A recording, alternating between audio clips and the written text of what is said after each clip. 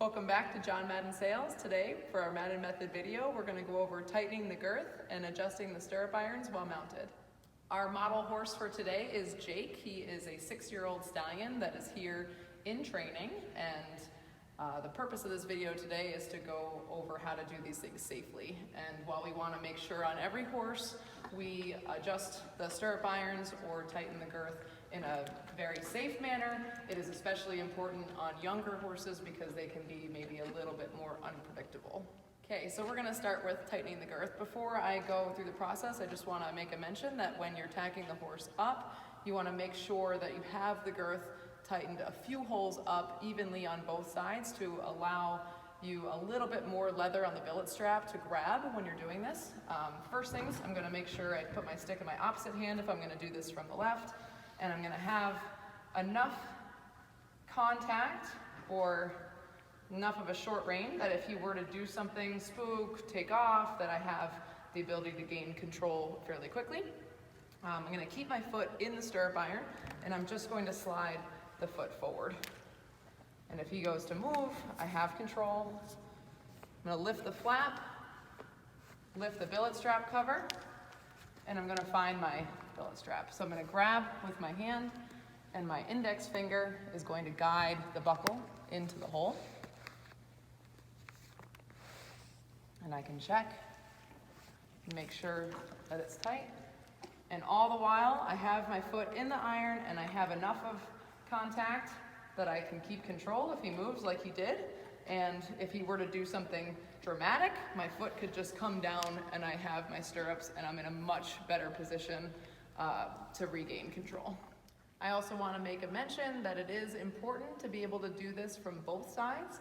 So now that I'm turned around, I'm going to move my stick to the opposite hand, make sure that I have short enough rein that I can have control, lift up my right leg, lift the saddle flap. I don't even need to look. I've practiced this so much that I don't even need to look. I can keep an eye on my surroundings and then get it done. It does take a little bit of practice, but I suggest that you practice and practice well so you're able to do this easily at the halt, the walk, and be able to keep control at all times. Okay, now adjusting the stirrups.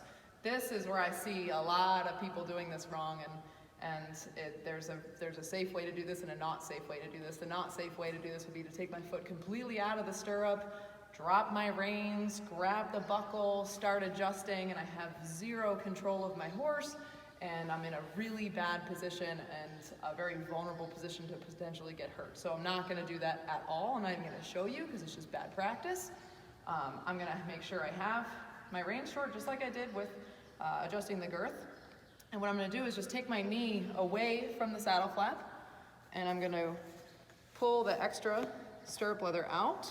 Now, as I go to pull this buckle down, I'm going to lift my foot up just slightly, just let a little pressure off the stirrup iron, and I'm going to lift this up and expose the buckle. This is something that takes a lot of practice to be able to do without looking. So I'm going to take, just like I did with the girth, my hand is going to be around, you can see the excess stirrup leather, and I'm going to lift my foot a little just to relieve the pressure, and I'm going to let that index finger find the next hole. As I pull up, I'm going to go up 2 holes.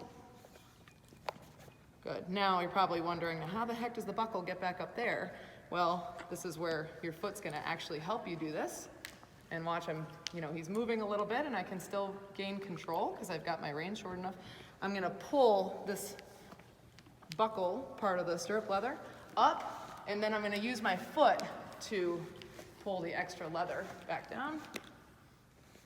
And I get that buckle right up there. I never took my foot out of the stirrup, so if he were to take off, spook, or do anything, I've got that foot safely in the iron, and I've gone up 2 holes, and I'm ready to go.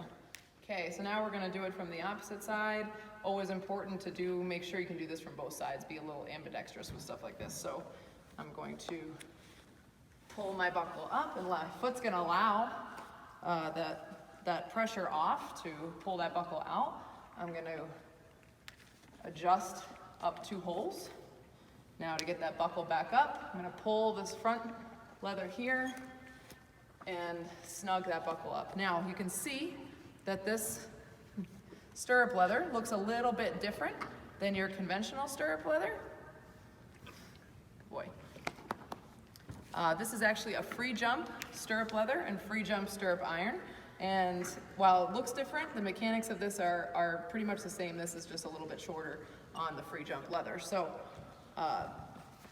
all the mechanics on how to do this are the same. And notice I've got my foot in my iron. I never lost control when he's moving around. And it's a lot safer. Okay, so we went through shortening it. I'll go through lengthening it really quickly. So the same thing, I'm gonna grab this buckle down, maybe not as far, and I'm gonna use my foot to help push that buckle down. I'm pushing my foot down as I'm guiding the buckle into the hole, and that will bring that stirrup back down too. And I'm gonna bring this buckle back up, and before I go move too far, I'm gonna sit with my weight equally in both and make sure that everything feels even, because you might think that you went up 2 and you accidentally went up 3, or you went down 2 and you wanted only to go down 1. So make sure that you're even, and all will be well. So again, I just wanna reiterate that doing it this way is just a lot safer. You always keep your foot in the stirrup. You keep your reins short enough that you can have control. You saw I got a little antsy. There's a lot of noises in the indoor right now. I think he was pretty good for the most part, but it is a lot safer. It puts you in a much less vulnerable position to do things like this. Now, it takes practice. Practice on a horse that might not give you any trouble, or have somebody hold your horse while you practice. It doesn't come naturally to do this, so make sure you practice and keep yourselves safe. Thanks for joining us for this episode of the Madden Method.